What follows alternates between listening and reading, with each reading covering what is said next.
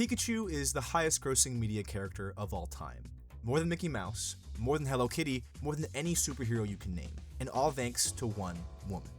But here's the thing, it almost didn't happen. The face of the biggest franchise in history was nearly a completely different Pokemon. So how did a little yellow mouse take their place and go on to become a multimedia icon?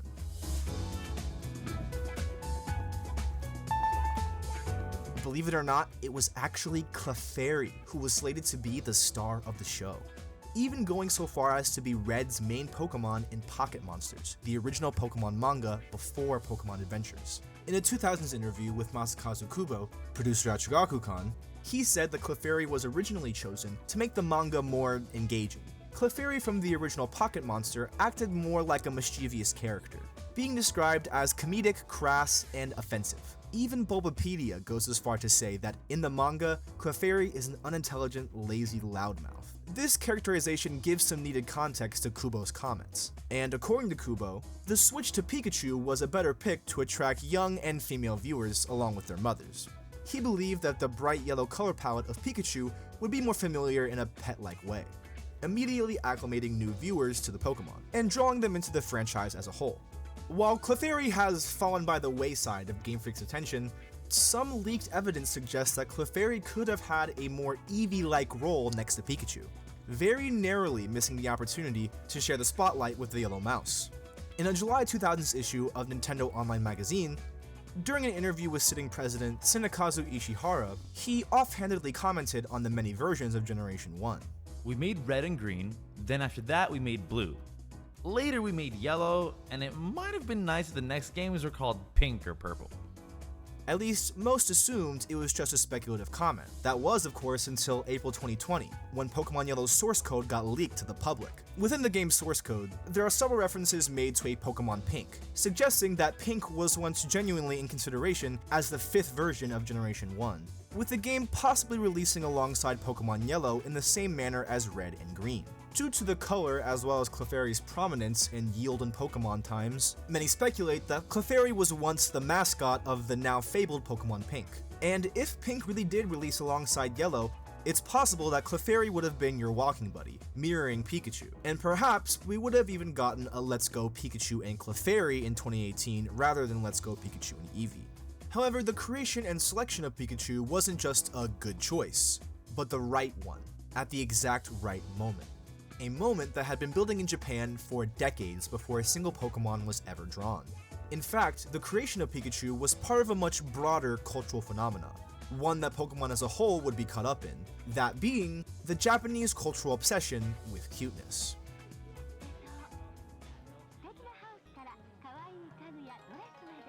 The term kawaii in kawaii culture is far too influential, broad, and detailed a topic to cover in its entirety for this video. Nevertheless, the cultural and economic force of the movement is fundamental to understanding the kind of atmosphere and ingredients Pikachu was created with. The word kawaii can usually be translated to mean endearing or cute. However, the roots of the term come from kawayushi, being used in the tale of Genji to describe something closer to pity or vulnerable embarrassment for something small, helpless, and weak. With slight variations and changes, by the 1970s, the term kawaii had not only taken on the cute definition, but transformed into something else entirely. When it comes to the creation of Pikachu, kawaii isn't just an adjective, but an entire consumer industry as well. While of course, cute characters have been used all over the world to drive sales, Japan in particular has become extremely well known for using this concept everywhere. And I mean it almost literally. Train stations, road signs, hospitals, banks, police stations, you get the idea.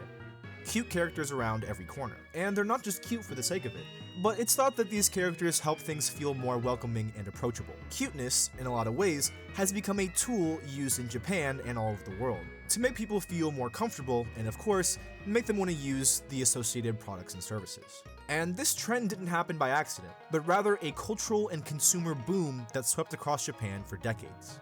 According to cultural researcher Sharon Kinsella in her paper Cuties in Japan, the emergence of the modern term kawaii coincides with the beginning of the cute handwriting craze in childish fashion. In 1974, large numbers of teenagers, especially women, began to write using a new style of childish characters. 4 years later, in 1978, the trend had grown to be a nationwide sensation. And by 1985, it saw that roughly 5 million young people were using the new script. Before this handwriting style rose in the 1970s, the standard Japanese writing system had a fairly strict formula, using vertical lines with lots of variation per character. Learning the script was a long and laborious process, one built on generational tradition. However, this new script, dubbed Marumoji, was written horizontally, with thin, even lines, often inserting random English characters as well as cartoon images. The romanization and stylized nature of the script is itself an act of bucking tradition, and practicing the style was seen as a form of rebellion. Older folk, particularly teachers, despised the script. Some schools even outright banning its use, and refusing to grade any tests that were completed using the style. For English speakers, Marumoji can be viewed sort of like the bubble letters, or so-called popular girl handwriting, which does make sense, as the style was primarily used by women. Kinsella states that a survey conducted from 1984 to 85 found that half of female middle school and high school students would use the handwriting style, with only 12 to 15% of males in that age bracket doing the same. While kawaii culture might have began as a youthful literary trend, with the consumer boom at the beginning of the 1970s, companies scrambled to capitalize on the rise of kawaii culture. In 1971, the company Sanrio would begin experimenting with cute designs on previously plain paper and stationery. Dubbing the style fancy goods, this new genre of product wouldn't be complete without its secret ingredient: cute characters. And so Sanrio will begin to create a large cast of icons to accompany the products, helping endorse and give life to fancy goods. The essential characteristics include small, round, and typically an anthropomorphic mammal. Sound familiar? You can see a lot of the kawaii character trademarks within Pikachu's design, showing how Pikachu and Pokemon would come to take influence from the initial movement. Some popular Sanrio examples include Tuxedo Sam, Pom Pom Purin, and of course Sanrio's ever-present star, Hello Kitty. Created by Yuko Shimizu in 1974, Hello Kitty would see her first fancy goods product line a year later in 75. Hello Kitty and Sanrio continue to dominate the fancy good field into modern day. In fact, while Pokemon remains the highest grossing media franchise of all time, with Pikachu as the leading man, Hello Kitty is consistently within the top 10. Like a constant game of cat and mouse, she never falls far behind the electric icon. While the kawaii phase began to fall in popularity during the 1980s, the Japanese recession of the 1990s saw kawaii jump back in full force, with many companies seeking to use the cute imagery to increase profits. Kinsella comments, Cute style gives goods a warm, cheer-me-up atmosphere. What capitalist production depersonalize, the cute designs repersonalize. Consumption of lots of cute style goods could ironically disguise and compensate for the very alienation of individuals from other people in contemporary society. Cuteness loaned personality and subjective presence to otherwise meaningless, and often literally useless, consumer goods, and in this way made them more attractive to potential buyers. A kawaii character printed onto a good like a vacuum cleaner or a rice cooker could make it appear as though it has a character of its own. Consumers may not have time to meet and develop real relationships with real people, but cute goods could allow them to feel as though they are developing a relationship with an object they see and use every day. A brief but consistent moment of joy that feels as though you're developing a real relationship. In a way, kawaii culture and consumer goods allowed individuals to feel less alone even in non-social environments. During youth and young adulthood in Japan, it is difficult to find time to engage completely with cute culture. So instead, cuteness became something that seemed to be accessible exclusively through consumer goods. The inherently self-indulgent nature of kawaii culture left space to only be enjoyed during brief moments of private time, in the home, in the car, or tiny personal spaces like the inside of handbags and pencil cases. There was no room in Japanese culture for it to become a lifestyle. Kinsella even goes as far to say that due to the fantastical nature of cute culture itself, engaging with it had to be entered and left in a matter of minutes or even seconds, relegating the subculture to products and places of consumer consumption.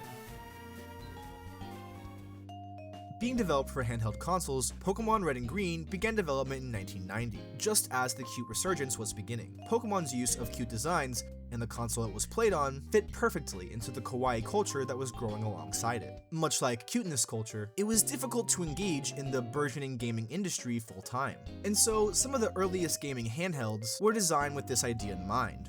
Released in 1980, Gunpei Yokoi's Game & Watch was originally created because Yokoi saw a man on the train playing with a pocket calculator to pass the time. He thought, what if he could create something for people to enjoy in these brief moments on the way to work?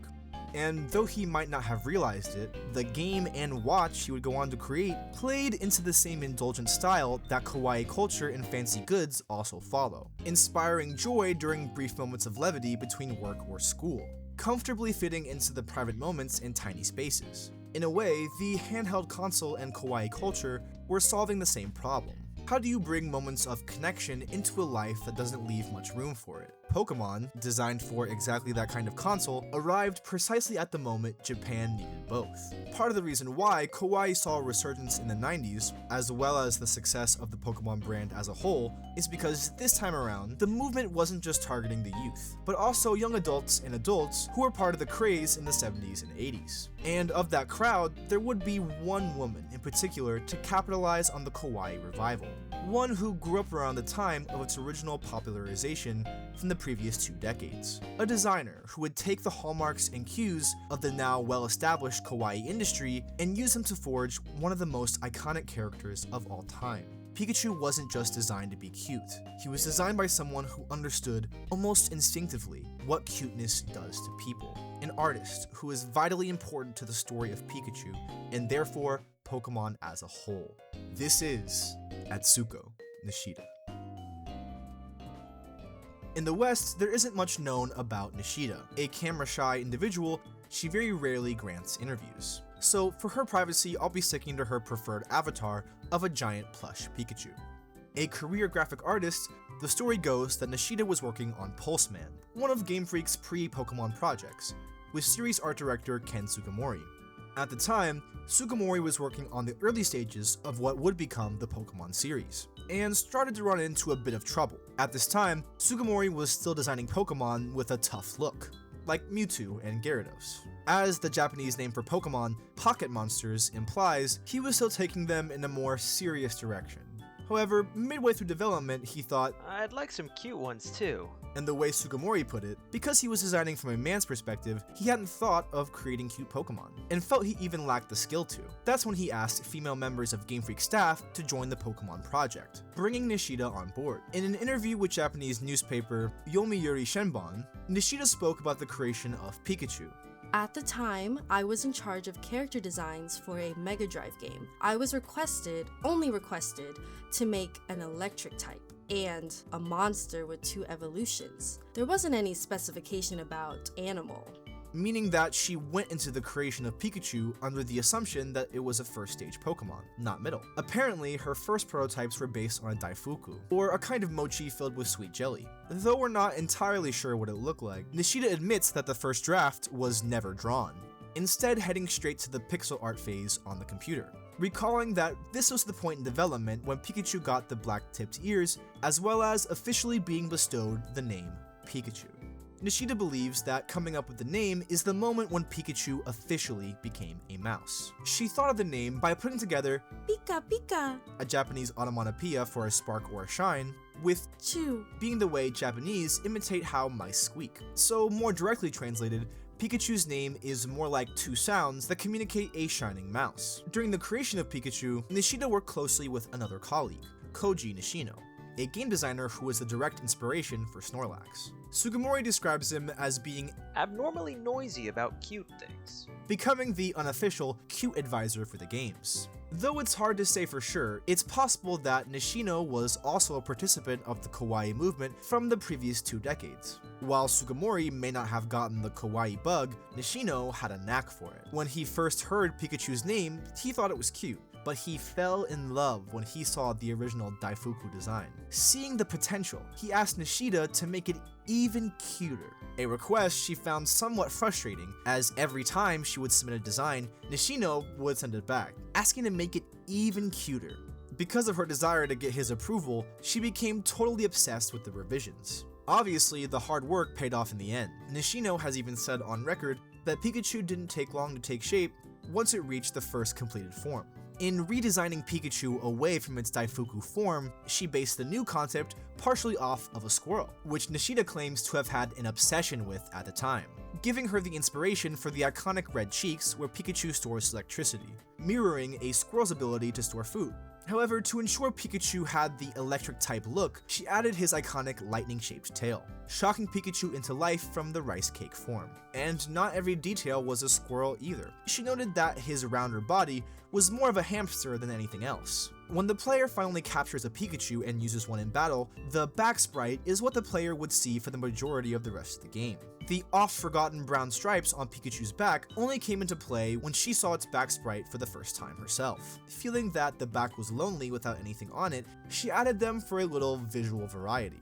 While Nishino fell in love with Pikachu's first design, it doesn't compare to how much he loved the final one. He even admits to being a little embarrassed of how much he liked it, confessing that he had this feeling of not wanting to share it with others and keep Pikachu for himself. So, using his power as a game designer, that's exactly what he tried to do, giving Pikachu a low encounter rate, hoping that would be enough to prevent other players from catching it as much. Instead, his plan backfired on him, pointing out that even the strategy guides at the time would have stuff like, catch Pikachu first, with exact steps on where to find him and everything.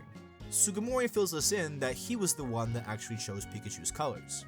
Thanks to the Super Game Boy releasing during Pokemon's development, an adapter to let players play Game Boy games on the TV through the Super Famicom, that a lot of Pokemon got color for the first time, including Pikachu. Now, each Pokemon design had to consider color as well. Sugimori himself was the one that decided to color in Pikachu.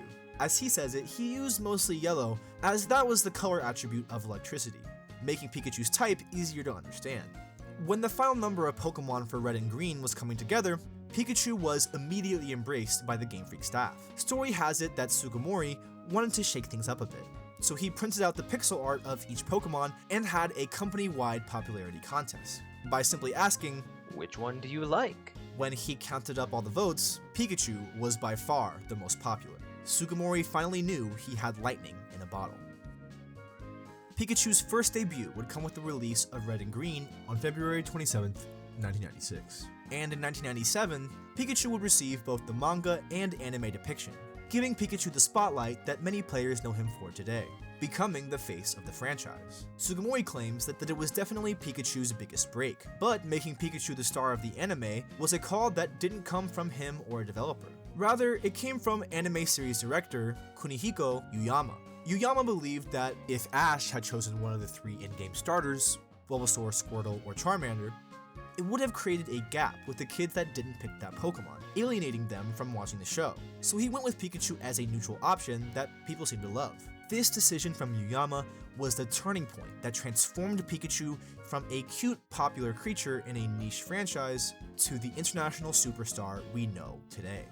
The global sensation of the anime would go on to influence the games as well, evolving Pikachu's design even further. Sugimori states that the changes the anime made to Pikachu's design, like a more defined neck and longer back, would change the design on the game production side as well. A sort of shift in the culture of Pokemon we can still see to this day when comparing Pikachu's red and blue sprites to Pokemon Yellow's. Not just that, but the mere creation of Pokemon Yellow itself was done almost entirely to capitalize on the popularity of Pikachu and give players a closer experience to the anime, creating a bit of a full circle moment where a Pokemon in-game got so popular around the world that it would come back to influence the games again, all before the generation even closed. From rice cakes to squirrel obsessions and the passion of designers, Pikachu wasn't just a lucky lightning strike of an idea, but arduously revised and championed by those who believed in what he could be, passing through different sets of hands and slowly taking shape thanks to the hard work of Nishida. Pokemon as a whole sits at the top of the world of media franchises, all from the creation of an icon. Nishida's work has become staples of the series, and at one point influenced the journey of every single player entering the Pokemon world. This is not only because of Pikachu, but because she also has credit on the designs for Bulbasaur, Squirtle, and Charmander, all three of the original starters. And yes, that means 100% of trainers playing through the release of Red, Green, Blue, and Yellow all started their journey with her design in hand. And if that's not mind-blowing enough, Nishida also has credit on the design for Charizard, Game Freak's other favorite child. The brilliance of the first 4-starter Pokemon in history weren't just popular by cute coincidence, but designed deliberately by a woman who grew up in a Japan rapidly becoming more obsessed with cuteness, who lived in a time where cuteness was an electric rebellion, designing right as the youth who practiced the cute trends and fashions were turning counterculture into cultural paragons. And what a titan she created indeed.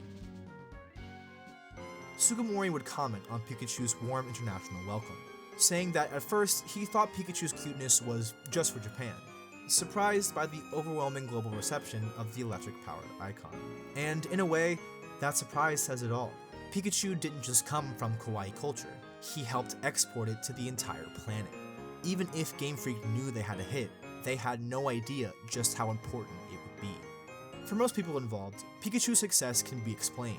The right decision, the right moment, the right cultural current. But Atsuko Nishida, the person who actually brought him into existence, has a different way of putting it. I think there's a strong sense that comes from being raised by the fans, and I believe that's what made Pikachu what it is today. I like to see Pikachu as the fruit of everybody's love. Hey, if you're new here, thanks for sticking around. I'm DS and I make content about where culture and Pokemon collide. If that's your thing, subscribe. We get into all that kind of stuff here. And to the Razor fan gang, you already know. Drop a comment because it really helps out the channel, and thanks for watching. Holy shit.